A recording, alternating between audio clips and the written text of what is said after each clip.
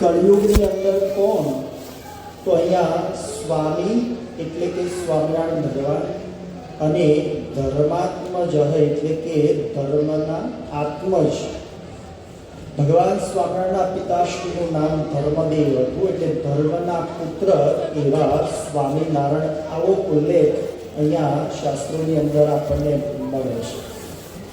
એટલે દરેક યુગની અંદર ભગવાનનું પ્રાકટ્ય કોઈ કાર્ય નિમિત્તે અને ભક્તો માટે આ બ્રહ્માંડમાં થતું હોય છે.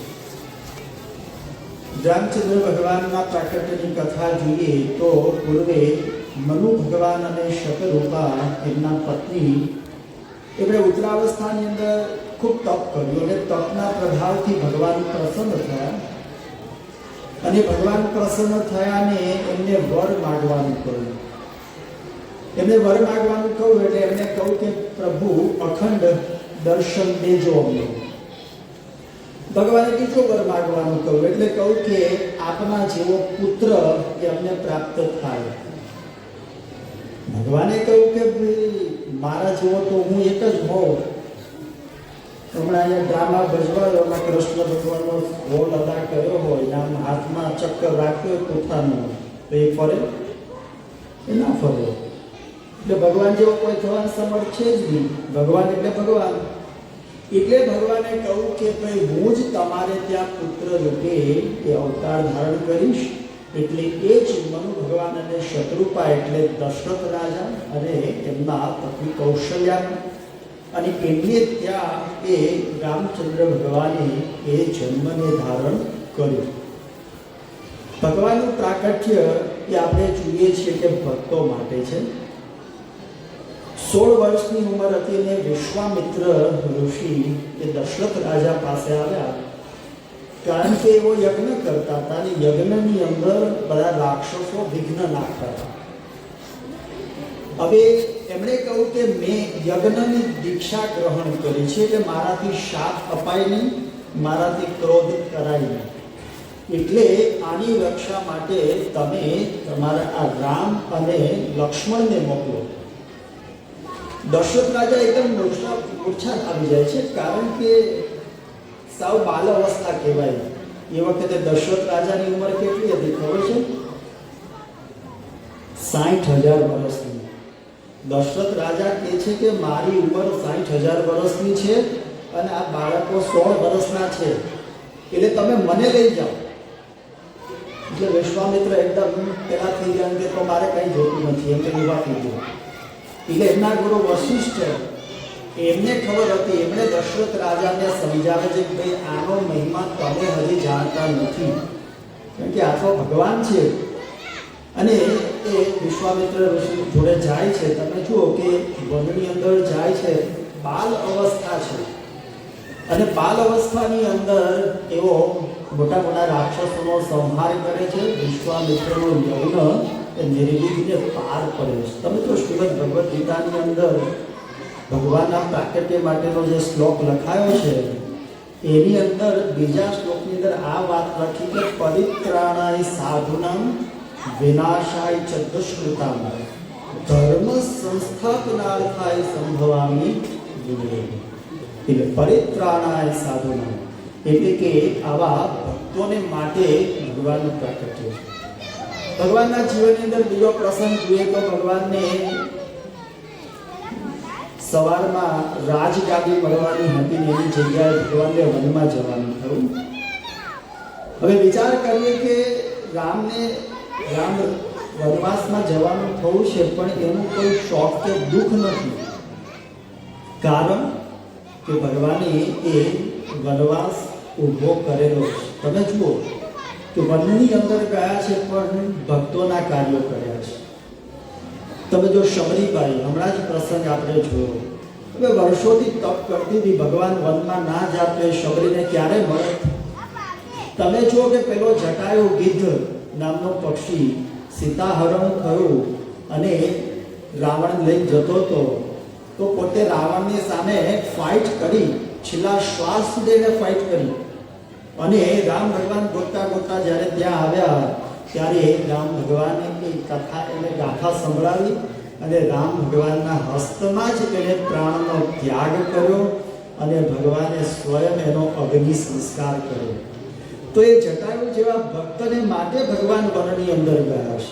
હમણાં કેવટનો પ્રસંગ જોયો તમે જુઓ તો કંઈક એવા કેટલાય ભક્તો તમે જો કે રાવણની લંકામાં વિભીષણ જેવા ભક્તો પણ હતા. એ ત્યાં સુધી પહોંચવાનું કોઈક તો નિમિત્ત જોઈએ.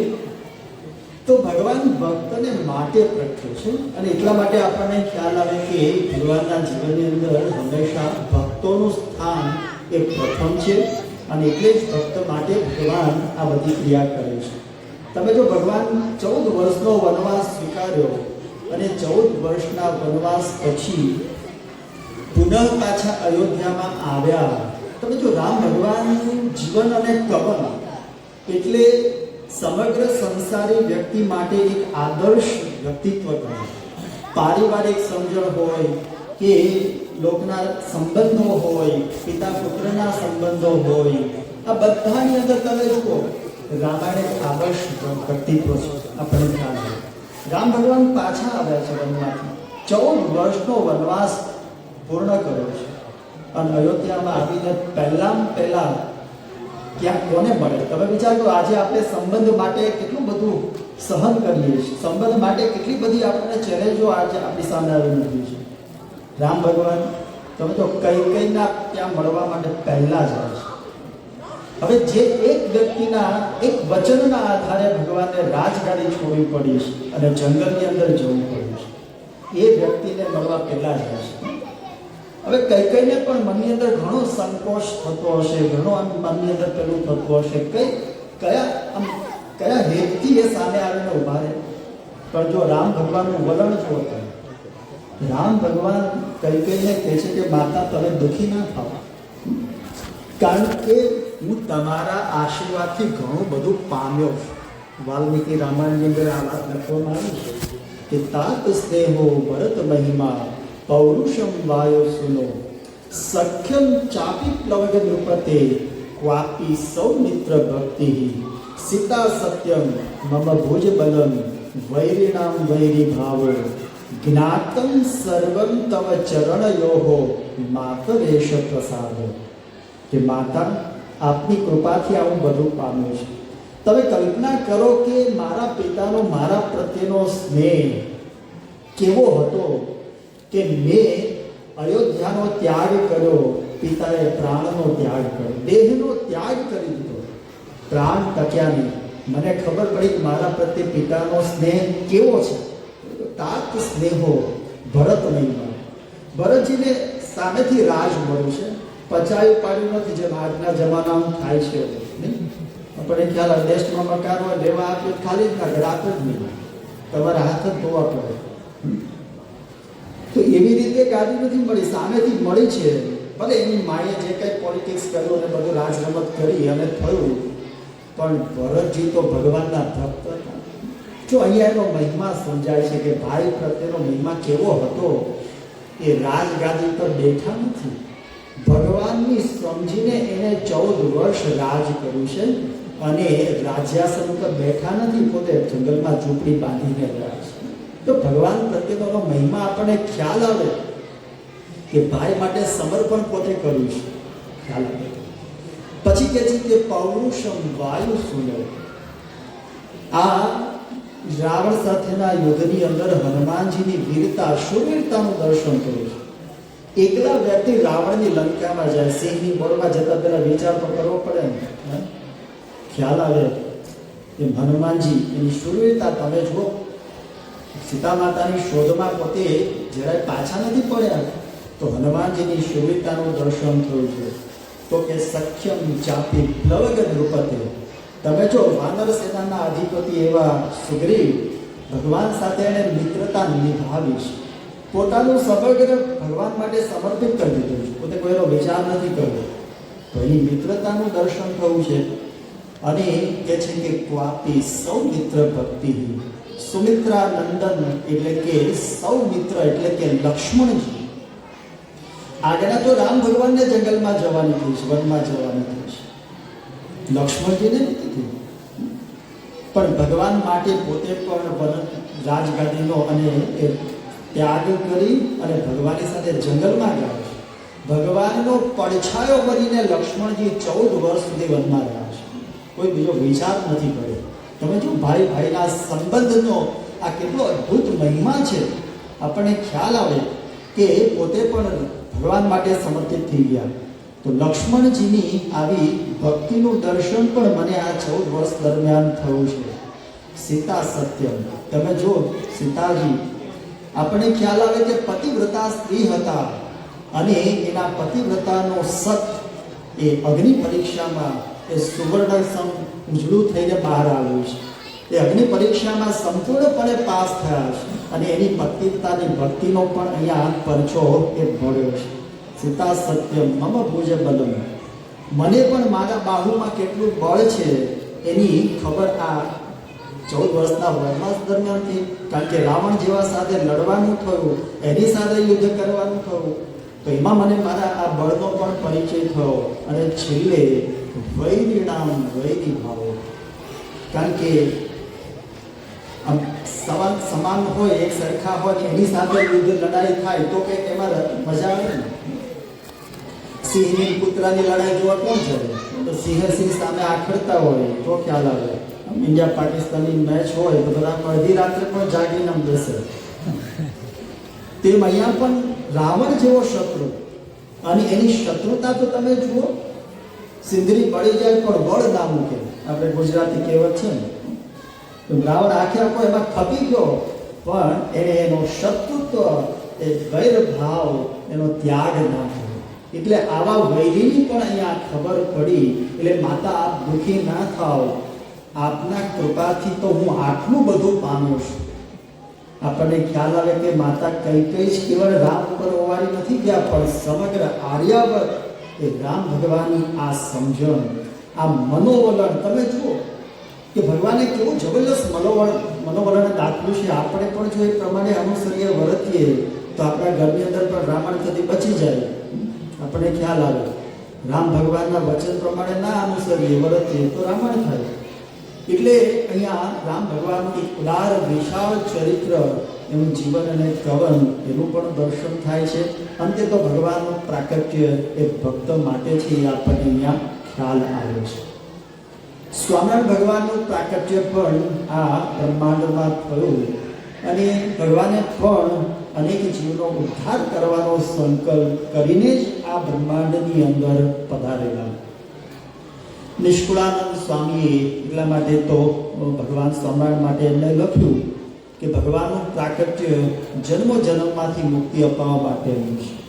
સહજાનંદ સિંધુ રે આજ મારે ઉલટ્યા રે, ભાંગે મારી ભવ ભવની ભૂખ, ભાંગે મારી ભવ ભવની ભૂખ, કંગાલ પડું રે બેની મારું કાઢ્યું રે. સહજાનંદ સિંધુ રે આજ મારે ઉલટ્યા, ભાંગી મારી ભવ ભવની ભૂખ. અનંત જન્મની ભટકણ, એમાંથી મુક્તિ અપાવવા માટે જ ભગવાનનું પ્રાકટ્ય આ બ્રહ્માંડમાં થયું છે. અહીંયા કેવટનો પ્રસંગ પણ આપણે જોયો. કેવટ જરા હોશિયાર અને બુદ્ધિશાળી નીકળ્યો, જે હોવો જોઈએ એના કરતા. ભગવાનને કે પગ ધોવા દો, પગ ધોવરાવી નાવડી બેહાર્યા. નાવડી બેહારી ગંગાના સામા કિનારે લઈ જતો હતો. તો સામા પેલો કિનારો નજીક આવ્યો તો અબાઉટ ટર્ન, નાવડી પાછી વાળી અને આ બાજુના કિનારા તરફ યાત્રા શરૂ કરી. તેમ કરતા આ કિનારો આવ્યો તો વળી પાછો અબાઉટ ટર્ન સામા કિનારા તરફ. 1 રાઉન્ડ, 2 રાઉન્ડ, 3 રાઉન્ડ ને 4 રાઉન્ડ થઈ ગયા. રામ ભગવાન તો ધીર ને સ્થિર, કઈ બોલતા નહોતા, પણ જોડે કોણ હતું? લક્ષ્મણજી. એટલે એ પાછળ બેઠા બેઠા ઊંચા થવા માંડ્યા કે આ કઈ આઉટિંગનો પ્રોગ્રામ રાખ્યો છે. તે આઉટિંગનો પ્રોગ્રામ નથી, અમારે તો સામા કિનારે જવું છે. એટલે કેવળ ભગવાનને કહે છે કે બસ ભગવાન, 4 ફેરમ થાકી ગયા. અમે 84 લાખ જન્મથી ભટકતા આવી, કોઈ હજી અમે થાક્યા નથી, તમે 4માં થાકી ગયા. અને પછી ભગવાનને કહે છે કે ભગવાન હવે આમાંથી અમને પાર ઉતારો, છેલ્લો જન્મ અમારો કરો. અને ભગવાન એને તારવાનું વચન આપે છે. એમ ભગવાનનું પ્રાકટ્ય તારવા માટે છે એ આપણને ખ્યાલ આવે. શ્રીજી મહારાજ વરતાલમાં બિરાજમાન હતા અને વરતાલથી ભગવાન ગઢડા બાજુ જતા હતા. હવે એ વખતે ભગવાન ઘોડિયા સવાર થઈને બહાર નીકળ્યા ગામની બહાર, અને એ વખતે ત્યાં તખો પગી, જોબન પગીનું નામ સાંભળ્યું, જેનો આ થાય થાય. તો ભગવાનની ઘોડીનું ચોકડું પકડ્યું ને ભગવાનને કહે છે કે મારું ગામ બામરોલી, તમે તારવીને કેમ આમ આગળ થયા? તો ભગવાન કે થાવ આગળ, તમારે ત્યાં આવીએ. અને ભગવાન કહે છે કે અમે અક્ષરધામમાંથી સંકલ્પ કરીને અહીંયા આવ્યા છીએ કે ભક્તને તારવીને આગળ નહીં જઈએ, પણ તારીને આગળ જશું. જો આ ભગવાનનું પણ છે. ભગવાન છે ને, એકવાર જે એને આશ્રય આવે ને એને તારે જ. ભગવાન રામચંદ્રજી પંપા સરોવરના કિનારે શબરીને મળ્યા પછી આગળ જતા હતા, અને એ ખૂબ અદ્ભુત વાતાવરણ હતું. અને એવા વાતાવરણમાં બેસીને લક્ષ્મણજીને કેટલીક કથાઓ સંભળાવી રહ્યા હતા. અને એ વખતે નારદજી ત્યાં પધાર્યા, અને નારદજીએ ભગવાનની વિરહ વ્યાકુળ આ પરિસ્થિતિ જોઈ પોતાના મનની અંદર શોક ઉત્પન્ન થયો, અને એ વિચારે છે કે મારા શાપને કારણે ભગવાનને આજે આ દુઃખ એ ભોગવવું પડે છે. એની કથા પુરાણોમાં પણ છે. આપણને ખ્યાલ આવે કે નારદજી જ ભગવાનને પૂછે છે કે પૂર્વે પહેલા મને માયા પ્રેરિત વિવાહિત થવાનો સંકલ્પ થયેલો, કારણ કે નારદજી જેવા ભક્તને એકવાર પરણવાનું મન થયેલું. તો ભગવાનને કહે છે કે તમે કયા કારણથી મને પરણવા નહોતો દીધો? મને કયા કારણથી તમે આ પરણવા નહોતો દીધો? ત્યારે ભગવાન કહે છે કે જે વ્યક્તિ સાધનનું બળ રાખીને ભક્તિ કરે છે તો એના દોષ ટાળવાની ચિંતા હું કરતો નથી, પણ જે મારે આશરે સાધનનું બળ મૂકીને ભક્તિ કરે છે તો એના શત્રુ ટાળવાની જવાબદારી હું લઉં છું. નારદજી ભગવાનના ભક્ત હતા. હરિને ભજી હરિનું મન કહેવાના, તો એ નારદજી ભગવાનના ભક્ત હતા. ને એ અધોગતિના માર્ગે જાય તો ભગવાન કેમ જવા દો? એટલે નારદજીને પરણવા નહોતા દીધા. અને એટલે નારદજીએ પછી ગુસ્સામાં આવી ભગવાને શાપ ફટકારેલો કે તમે આવો વિયોગ થશે ને આવું દુઃખ ભોગવવું પડશે ને તમે ટળવો છો. એટલે ભગવાને એ શાપને આ જન્મમાં સ્વીકારેલો. તો આપણને ખ્યાલ આવે કે ભગવાન છે એના આશ્રય આવે છે, એને શુદ્ધ કરવાની જવાબદારી એ ભગવાન પોતે લે છે. અને માણસ એ માણસ છે, સ્વભાવથી વશ છે, સ્વભાવ વશ સંસાર. એટલે ગમે તેવા અવળા સ્વભાવનો માણસ હોય તો એને પણ ભગવાન તારે છે. ભગવાન સ્વામિનારાયણ સરદારની અંદર બિરાજમાન હતા.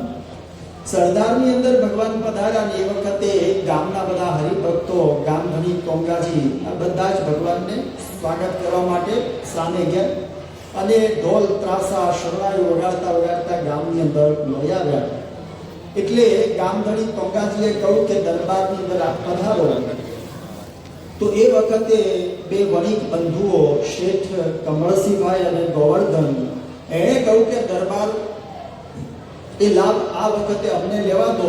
તમારે ત્યાં દર વખતે ભગવાન પધારે છે, અમે ગરીબ વાણિયા રહ્યા, તો આ વખતે લાભ લેવા દો.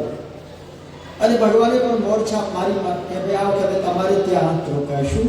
એટલે ભગવાનને ત્યાં પધાર્યા, અને સરબરાની ઉતારા થયા, સંતો માટે બધી વ્યવસ્થા થઈ, અને ભગવાને પણ કથા વાર્તા કરીને અદ્ભુત સુખ અને આનંદ આ ભક્તોને આપ્યો. અને હિંગોજી બ્રહ્મચારીએ રસોઈ બનાવીને ભગવાને જમ્યા, બીજા બધાને જમાડ્યા. અને આ બધું જમવાનું કાર્ય પૂર્ણ થયું ને આ બંને ભાઈઓ એ ભગવાન પાસે આવ્યા અને પગે લાગીને કહ્યું કે અમારે દુકાને જરા જવું પડશે, કે સિઝનલી વેપાર કરતા હશે અને એવી કંઈ સિઝન હશે તો દિવસ તો ભગવાનની સાથે ગયો એટલે રાત્રે કંઈ થોડું કરી આવે. અને એ કહું કે અમારા માતુશ્રી છે એ ઢોલીઓ ઢાળી આવશે અને આપ આરામ કરો. અને એમના માતુશ્રીને કહ્યું કે ભાઈ ભગવાનને ઢોલીઓ ઢાળી આપજો. હવે એ બંને ગયા દુકાને અને આ બાજુ એમના માતુશ્રી હતા. તો હવે એ જરા અહિંસા ધર્મને પાળતા હતા. અને જૂના જમાનામાં આપણને ખ્યાલ છે કે માકડ ને જૂ આનો ત્રાસ ઘણો બધો હતો. જૂના છાપરા બધાને ખ્યાલ હોય. અને ખાટલા ઉપર સૂતા હતા બધા, એટલે ખાટલામાં બધા ભરાઈ જાય. તે આ શું કરે કે જે રેગ્યુલર સુવાના ખાટલા હોય અને એમાંથી લઈ અને આ એક સ્પેશિયલ ખાટલો રાખેલો કે એમાં બધા મૂકી દે. બાકી જનરલ રીતે એવી હતી કે પાણીની વાટકી લઈને બેહે અને જેવો દેખાય પકડીને પધરાઈ દે, સમાધિ કરાવી દે. બધા ખ્યાલ આવે, જૂના હશે બધા જોઈ લેવું છે. પણ આ તો અહિંસા કહેવાય, હિંસા કહેવાય. જો પાણીમાં નાખે મરી જાય તો, એટલે આ સ્પેશિયલ ખાટલો રાખેલો ને આ ઉપર જ મૂકવાનો, એટલે બધા એમાં સ્ટોર થાય, સ્ટોરેજ. અને એનો ઉપયોગ ક્યારે કરવાનો? કોઈ મહેમાન આવે ને ત્યારે આખા પર રાખેલો. સવારે બસ પૂછવા ઊભો ના રહે, વહેલી સવારે વિદાય લેવાય ઊભો ના રહે. એટલે આ ખાટલો ભગવાને એને પાથરી આપ્યો. અને ભગવાનના ઉપર સુતા હતા, રાફડો તૂટે, કીડીઓ નીકળે ને અને વરસાદ પડે બધા જીવડાઓ નીકળી પડે, તેમ ચારે બાજુથી આ માકડને ચાચર નીકળી પડ્યા અને ભગવાનને ચટકા ભરવા માંડ્યા. એટલે ભગવાન તો ઊભા થઈ નીચે બેસી ગયા અને સ્વસ્વરૂપનું ધ્યાન કરતા હતા. કે એટલા માટે તમે જુઓ કે આ બધી નઠારી જાત કહેવાય અને એનો ઉપદ્રવ વધી જાય ને ત્યારે ભારે પડે જીવન કરવાનું ના આવે. એટલા માટે તમે જો સૂર્યચંદ્ર આદિ બધા દેવતાઓ આકાશમાં જ રહેશે. એ તો પ્રશ્ન ને. શિવજી સ્મશાનમાં, ત્યાં તો કોઈ જાય જ નહીં. વિષ્ણુ ભગવાને તો સમુદ્રમાં, શિવ સાગરમાં જ વાસ કર્યો છે, ભુજગ શયનમ.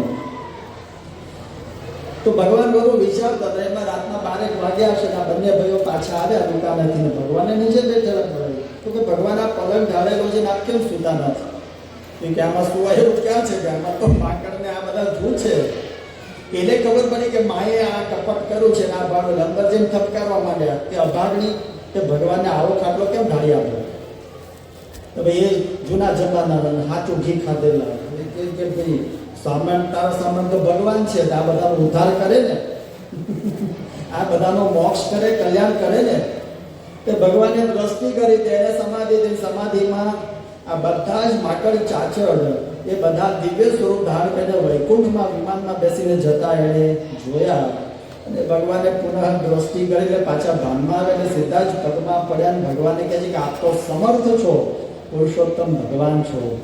અમારા જેવા તુચ્છ જીવનો ઉદ્ધાર કરવા માટે આપ પધાર્યા છો, તો મને પણ આશ્રય લો, શરણે લો અને મારો પણ ઉદ્ધાર કરો. અને ભગવાને એ બધું કર્યું. એટલે આવા અવળા સ્વભાવના કહેવાય કે આમ અવળો સ્વભાવ કહેવાય ને, આવા વિચિત્ર સ્વભાવના વ્યક્તિઓ હોય એનો પણ ભગવાન ઉદ્ધાર કરે છે. કોઈને ભગવાન તારી દેતા નથી, બધાને તારવી નથી દેતા, પણ તારી દે છે. નિષ્કાળ એટલા માટે તો લખ્યું કે આવા ભગવાનની પ્રાપ્તિ થઈ ત્યારે મનમાં શંકા કરવાનો કોઈ પ્રશ્ન નથી.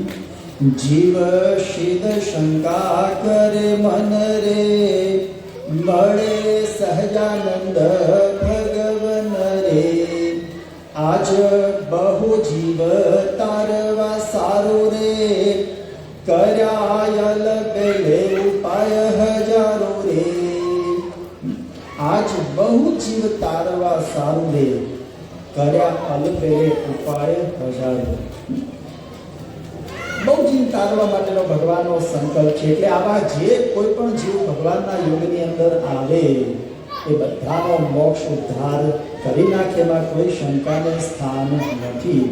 એટલે આ પૃથ્વી પર ભગવાનનું પ્રાકટ્ય ધર્મના સ્થાપન માટે તો છે જ, પણ ભક્તના કલ્યાણ માટે, ઉદ્ધાર માટે, મોક્ષ માટે છે. એટલે દર વર્ષે આપણે ભગવાનના આ પ્રાગટ્યોત્સવને ઉજવીએ છીએ. દર વર્ષે પ્રાગટ્યોત્સવ તો આવશે, પણ જ્યાં સુધી હૃદયે રામ પ્રગટ ન થાય ત્યાં સુધી તમારું મારું કામ એ ન થાય. બાકી સમયમાં આવશું, થોડો લાભ લેશું, મળશું, કરશું, પ્રસાદ લઈને જતા રહેશું, એનાથી કામ ન થાય. પણ અહીંયા અગ્નિ પ્રકટ થવો જોઈએ. જો ભગવાન સ્વયં આ પૃથ્વી પર પધાર્યા અને પુનઃ પાછા ધામમાં ગયા ત્યારે ભગવાને વર આપીને ગયા કે હું મારું મોક્ષનું કાર્ય આ પૃથ્વીનું તળ રહેશે ત્યાં સુધી ચાલુ રાખીને જાઉં છું, એવી વ્યવસ્થા કરીને જાય. વ્યવસ્થા શું? ભગવાને કહ્યું કે સંત દ્વારા હું પ્રકટ રહીને આ કાર્ય કરીશ. અને સંત દ્વારા પ્રકટ રહીને ભગવાન આ કાર્ય કરી રહ્યા છે. આજે તમે જુઓ પ્રમુખ સાંઈ મહારાજ, ગુણાતીત આખી પરંપરા તમે જો, અદ્યાપી પયન મહંસાઈ મહારાજ, એવો જ પ્રભાવ, એવો જ ઈશ્વરીય દિવ્યતાનું દર્શન આપણને થાય. પેલા કળિયુગની અંદર તમે જુઓ કે સ્ત્રી ધર્મના ત્યાગી સાધુઓ આજે બનાવે, આજે સામેથી સાધુ થવા માટે આવે, તે તો લો ચુંબક હોય ત્યાં લોઢું ખેંચાય, બાકી કંઈ ખેંચાય નહીં. આજે આપણને ખ્યાલ આવે સંસારનો ત્યાગ કરવો કોને ગમે છે, પણ આપણને દેખાય છે આજે પ્રભાવ. જો હમણાં શતાબ્દી મહોત્સવ ઇન્ડિયામાં ઉજવાયો, ઘણા બધા ક્લિપ્સ જોયા હશે, યુટ્યુબની અંદર પણ ઘણા બધા વિડીયોઝ અત્યારે પણ છે. 80,000 વોલેન્ટિયર્સ, તમે જો કંઈ કેટલાય વોલેન્ટિયરે ત્યાગ કરી દીધો છે. જોબ હોય, સારામાં સારી જોબો હોય, ધંધા વેચી દે, બંધ કરી દે અને સેવામાં જતા રહે. તો એ પ્રભાવ કોનો? એ જીવનું જોર નથી, જીવનું બળ નથી, પણ એ ભગવાનનો પ્રતાપ છે. ભગવાનના બળે એ ત્યાગ થઈ શકે, બાકી એમના ના થઈ શકે. એટલે આવા કળિયુગની અંદર આવો પ્રભાવ અને આવા સત્પુરુષના સંબંધે જીવની અંદર એ શિવ પ્રકટ થાય. કારણ કે શ્રીમદ ભાગવતની અંદર જ ભગવાન વ્યાસજીએ કહ્યું છે કે સાધુના પ્રસંગ વજ્રમ પાશમ આત્મન કવયો વિદુ સએવ સાધુષુ કૃતો મોક્ષ દ્વારમ અપાવૃતમ. શ્રીમદ ભાગવતના તૃતીય સ્કંદના 20મા અધ્યાયના 25મો શ્લોક, એમાં આ વાત કરી છે. એટલે સાધુ છે એ મોક્ષનું દ્વાર છે, કારણ કે આપણી એવી પાત્રતા એ કરી આપે. રામ ભગવાનના કાર્યની અંદર વાંદરાઓએ બહુ જ મન મૂકીને સહકાર આપ્યો, ભગવાન પ્રસન્ન થયા અને ભગવાન વૈકુંઠમાં લઈ ગયા. પણ પછી એક કહેવત પડી. શું પડી? કે વાંદરા વૈકુંઠમાં રે. કેમ? કારણ કે એવી પાત્રતા થઈ નથી. ભગવાન કૃપાએ કરીને મૂકી દે ને ત્યાં આપણને, તોય આપણાથી રહી ના શકાય, કારણ કે પાત્રતા નથી ને. તો એ પાત્રતા ઘડવાનું કામ એ ભગવાનના આવા સંતો કરે છે. તમે તો નારદજીના યોગમાં આવતા વાલ્મીકી લૂંટારો વાલ્મીકી બની જાય, તો એ કામ સંત કરે. એટલે સંત પાત્રતા ઘડીને ભગવાનના ખોળામાં આપણને મૂકી દે છે. એટલે મોક્ષનું દ્વાર એ આવા સત્પુરુષો છે, આવા મહાપુરુષો છે, જેમના સંબંધે એ આપણું આ મોક્ષનું કાર્ય થાય છે, જેના સંબંધથી અહીંયા એ ભગવાનનું પ્રાકટ્ય થાય છે. તો આજના આવા પવિત્ર દિવસે પ્રાર્થના કરીએ કે આપણા જીવની અંદર પણ આવી શક્તિ, ભક્તિને ભગવાનનું પ્રાકટ્ય થાય અને એવી બળબુદ્ધિ શક્તિ આપણને આપે. એ જ પ્રાર્થના. શ્રી સ્વામિનારાયણ ભગવાન